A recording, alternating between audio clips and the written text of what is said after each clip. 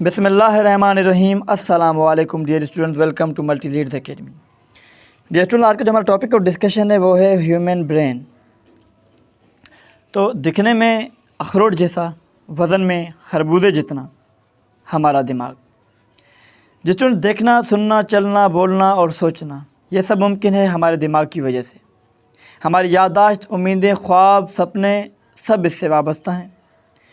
इन सब के लिए इसे तवानाई चाहिए होती है।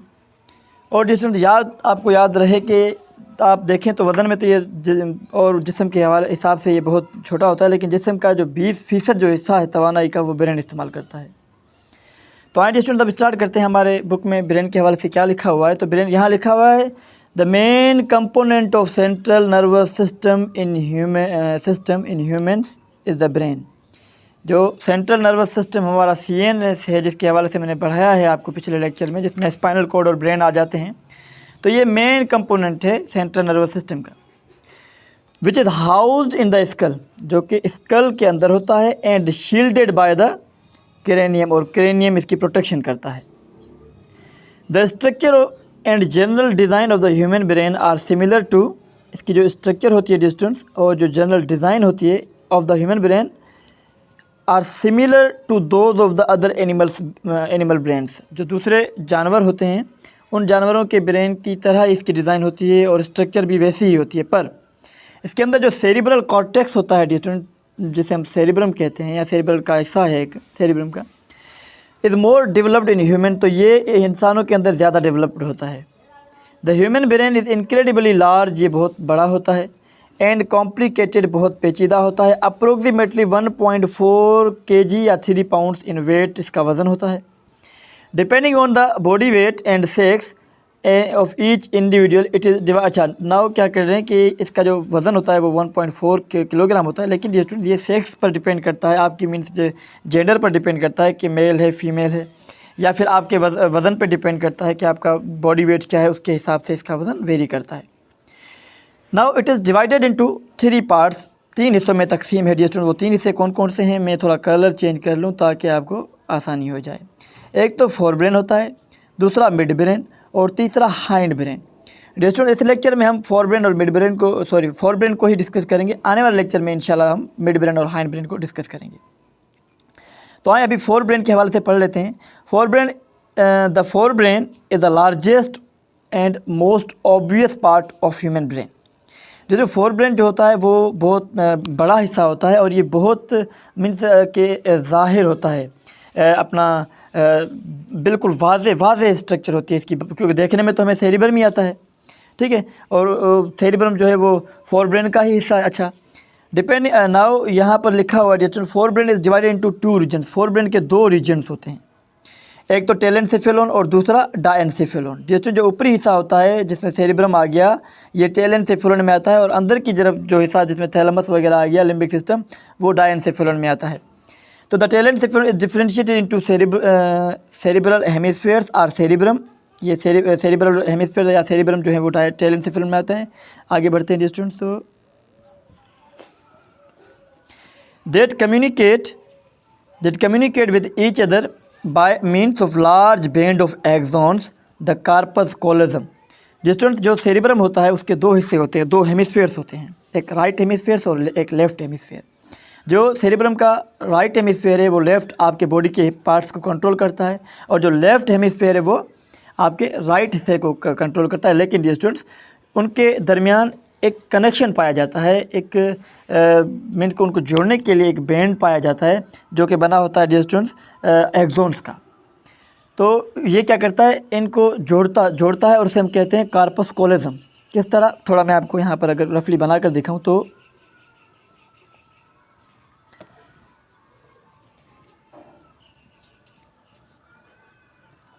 अब देखें डियर स्टूडेंट, यहाँ पर मैं आपको एक क्रेनियम बना कर दिखाता हूँ, ठीक है। अब ये एक मैंने खोपड़ी बनाई है, एक स्कल बनाया है, इसमें देखें आप तो यहाँ पर ये सेरिब्रम के 2 हिस्से आ गए, एक इस तरफ और एक इस तरफ। ये एक राइट से अपना हेमिस्फीयर है, और ये जो है वो लेफ़्ट हेमिस्फेयर है डियर स्टूडेंट्स, ठीक है। लेकिन इन दोनों को जोड़ने के लिए डियर स्टूडेंट्स, एक मिनट वेट कीजिएगा, एक मिनट दोबारा बनाना पड़ेगा। ओके, तो यहाँ पर देखें डियर स्टूडेंट्स, यहाँ पर तो ये एक राइट हेमिस्फेयर और ये एक लेफ़्ट हेमिस्फेयर, लेकिन इनको जोड़ने के लिए इस बैंड ऑफ एक्सोन पाया जाता है यहाँ पर, तो उसको कार्पस कोलोजम कहते हैं जो इन दोनों को जोड़ता है, ठीक है डियर स्टूडेंट्स। अब थोड़ा आगे बढ़ लेते हैं।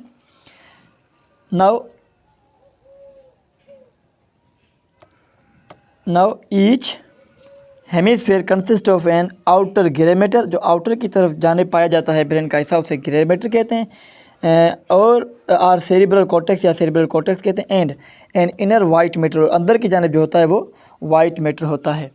लेकिन स्पाइनल कॉर्ड के किस्से में आपने पढ़ा था कि स्पाइनल कॉर्ड का जो अंदर पाया जाता है वो ग्रे मैटर होता है और बाहर का हिस्सा वाइट मैटर होता है, ठीक है।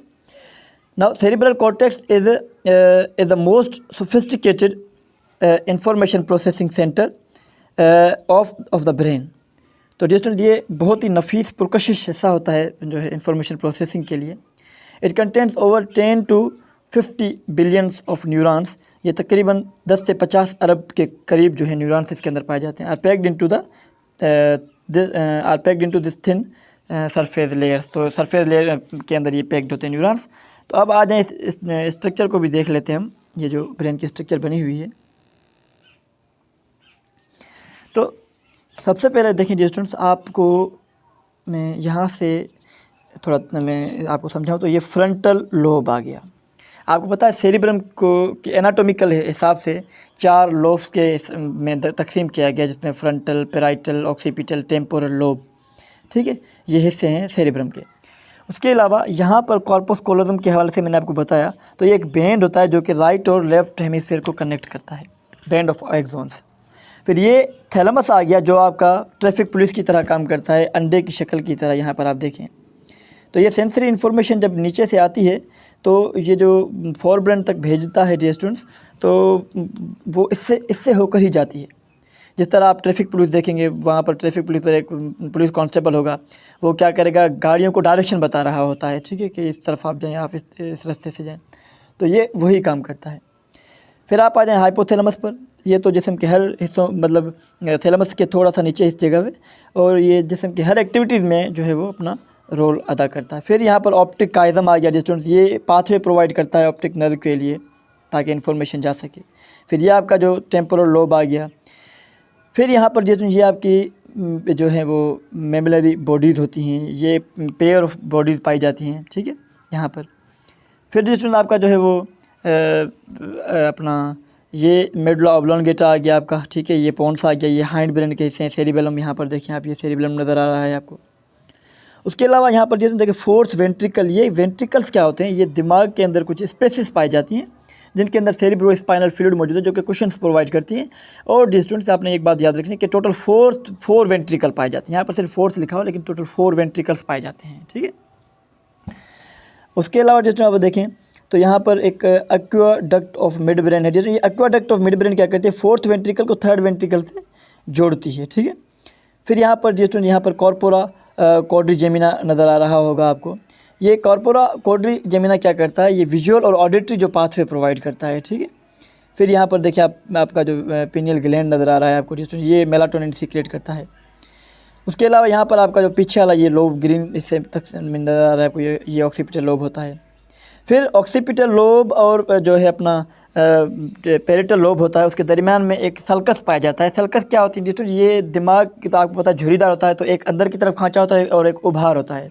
जो अंदर की तरफ खांचा होगा उसे हम सल्कस कहेंगे, जो बाहर मतलब उभार होगा उसे हम जायरस कहेंगे। तो ये पेरिटो ऑक्सीपिटल सल्कस है क्योंकि ये जो बीच में एक लकीर प्रोवाइड करता है अपना, देखें आप इस डायग्राम में, तो ये अपना पेरिटल लोब और ऑक्सीपिटल लोब के दरमियान, तो हमने इसे पेरिटो ऑक्सीपिटल सल्कस कहा। फिर यहाँ पर आपको देखिए आपको पेराइटल लोब नज़र आ रहा है इस तरफ, ये पर्पल कलर में। फिर यहाँ पर देखें ये आपको लिम्बिक लोब नज़र आ रहा है, ठीक है। अब यहाँ पर देखें जो मैंने आपको कहा था कि जायरस क्या होता है, एक उभार होता है, लेकिन जायरस के दरमियान क्या होता है, फिर सल्कस आ जाते हैं, ठीक है।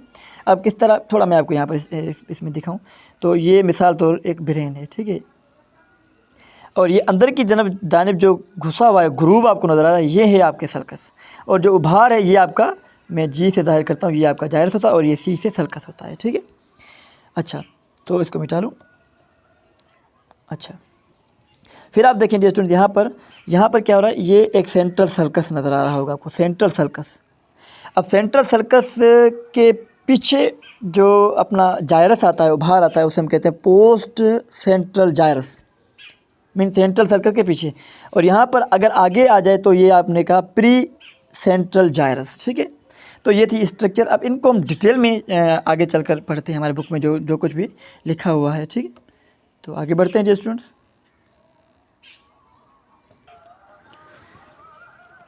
तो डियर स्टूडेंट्स आगे स्टार्ट करते हैं। अब the surface of the cerebral cortex is highly convoluted which increase the surface area of the cortex three fold. Distance जो सरफेस होती है सेरिब्रल कॉर्टेक्स की, वो बहुत मतलब लिपटी हुई होती है, जिसकी वजह से ये अपना सरफेस एरिया है 3 गुना ज़्यादा, थ्री फोल्ड जो है वो बढ़ा, मीन्स के लिपटे होने की वजह से बढ़ जाता है। The cerebral cortex is divided into 4 regions. इसके 4 रीजन्स होते हैं based on anatomical criteria, structurally हिसाब से। तो वही मैं आपको स्ट्रक्चर में दिखा के आया हूँ। Frontal, parietal, occipital, temporal lobes. Okay, 4 lobes में तकसीम है। The activities of the cerebral cortex fall into sensory area, association area and motor area. जिसमें सेरिब्रल कॉर्टेक्स की जो एक्टिविटीज़ होती हैं वो 3 हिस्सों में क्या क्या काम करते हैं और उसके अंदर कौन कौन से एरियाज़ पाए जाते हैं। ये सेंसरी एरिया, जिससे आपको लफ्ज़ से पता चल रहा है, सेंस मीन जो सेंसरी इन्फॉर्मेशन होगी, इनपुट होगी, वो सेंसरी एरिया में आएगी। Sensory area receive the input from different body parts. ठीक है, डिफरेंट बॉडी पार्ट से ये एरिया जो है वो इनपुट को रिसीव करता है। फिर एसोसिएशन एरिया ये एनालिसिस करेगा, चीज़ों को देखेगा कि मतलब किस हवाले से इन्फॉर्मेशन वगैरह आई है। तो this area is site of higher mental activities. ठीक है, मेंटल एक्टिविटीज़ देखेंगे, जैसे इंटेलिजेंस हो गया, रीजनिंग हो गया, मतलब चीज़ों को हल करना, मेमोरी, यादाश्त वगैरह। विच इंटरप्रीट और एनालाइज, जो कि एनालाइज करेगा, इंटरप्रीट करेगा इन्फॉर्मेशन को जो आती है। फिर क्या आ जाता है student, motor area. This area control the responses of the body. जो जिस्म की रिस्पॉन्सेज होती हैं, जैसे मुख्तलिफ आपको पता है, आप रिस्पॉन्सेज के हवाले से ये डिटेल में पढ़ कर आ चुके हैं, तो ये उनको कंट्रोल करता है। ठीक है, अब नीचे आ जाए थोड़ा, तो यहाँ पर आप थोड़ा डायनसेफेलॉन को पढ़ लेते हैं। The diencephalon consist of thalamus and limbic system. जो डायनसेफेलॉन, टेलेनसेफेलॉन तो आपको पढ़ा, सेरिब्रल कॉर्टेक्स आ जाता है। ठीक है, तो जो डायनसेफेलॉन होता है उसमें थैलेमस और लिम्बिक सिस्टम आ जाता है। The thalamus is major integrating centre. जो इन्फॉर्मेशन को यकजा करने वाला होता है वो थैलेमस होता है। इसे हम रिले सेंटर भी कहते हैं, इसे हम जो है ट्रैफिक पुलिस वाला भी कह सकते हैं। ठीक है, तो ये क्या करता है, थैलेमस जो इन्फॉर्मेशन आती है सबसे पहले थैलेमस के पास आती है। फिर ये क्या करता है, ये सेरिब्रम के मखसूस एरिया में जहाँ जहाँ उसका काम होता है वो भेज देता है इनपुट को। सही है। It also the main input centre of the sensory information going to the cerebrum, जो सेरिब्रम की जब मैं बता चुका हूँ। And the main output centre for the motor information. और जो सेरिब्रम से इन्फॉर्मेशन आती है वो भी थैलेमस से ही होकर जाती है। ठीक है, living the cerebrum. Now incoming information from all of the senses is sorted out in the thalamus and sent on to the appropriate higher brain center for further interpretation and integration। ठीक है, जैसे होता क्या है कि जो मसले जहाँ पर ही हल हो जाते हैं, चीज़ों का पता थैलेमस के अंदर ही पता लग जाता है कि ये इनपुट कौन से हवाले से है, लेकिन फिर वो हायर ब्रेन की जानिब भेजता है उसकी मज़ीद तशरीह के हवाले से, उसकी मज़ीद जो इंटीग्रेशन होती है इन्फॉर्मेशन को यकजा करने के हवाले से, तो ये मज़ीद अपना वहाँ पर सेरिब्रम के हवाले करता है इन्फॉर्मेशन को। ओके, फिर आप आ जाएँ जिसमें लिम्बिक सिस्टम पे। तो लिम्बिक सिस्टम को थोड़ा सा हम इसको ऊपर कर लें।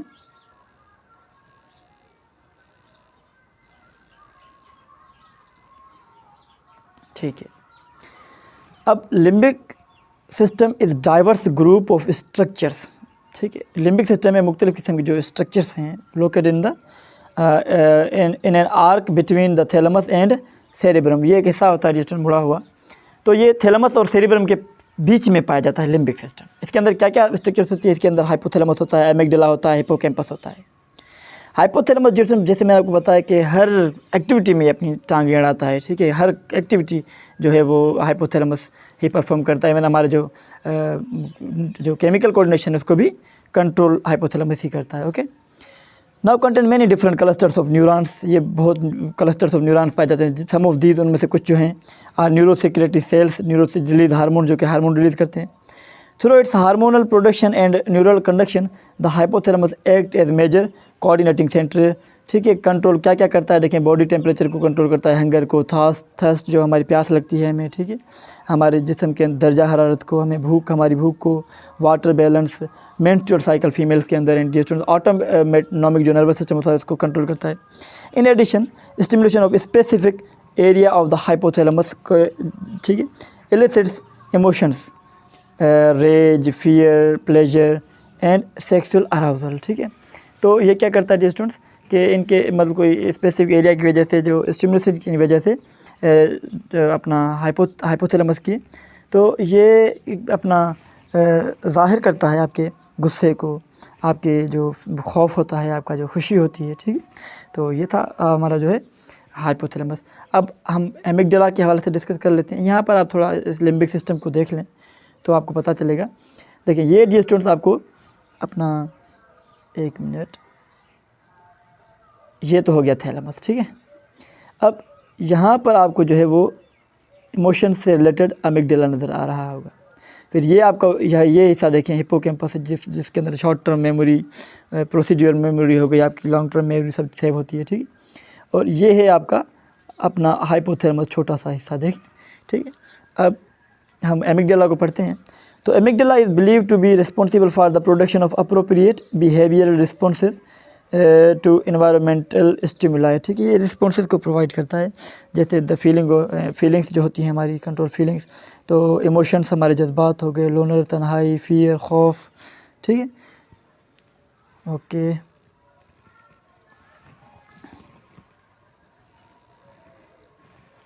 अब देखें जी स्टूडेंट्स, हमारी जो हेटर नफ़रत हो गई, ठीक है, रेज गुस्सा जो हो गया, ठीक है, सेक्सुअल अराउजल। ठीक है, अब हिप्पोकैम्पस की बात करें, name from the sea horse, जिसमें ये सी हॉर्स आपको पता है कि एक एनिमल है, तो इसके नाम से हिप्पोकैम्पस का नाम आया क्योंकि स्ट्रक्चर में मतलब सेम है।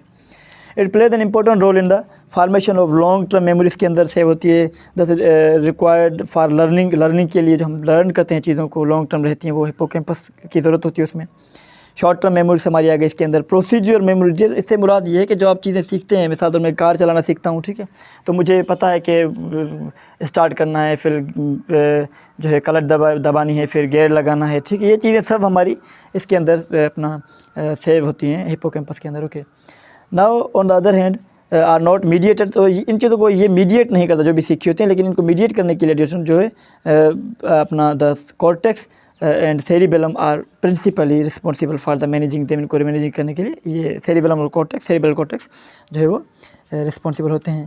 तो जिसमें ये था आज का हमारा शॉर्ट सा lecture about brain and introduction about brain and for brain. ठीक है, तो इंशाल्लाह मिलते हैं अगले लेक्चर में, जिसमें हम डिस्कस करेंगे, जिसमें मिड ब्रेन को डिस्कस करेंगे, उसके अलावा हाइंड ब्रेन को डिस्कस करेंगे। तो मिलते हैं अगले लेक्चर में, तब तक अपना ख्याल रखिएगा। अल्लाह।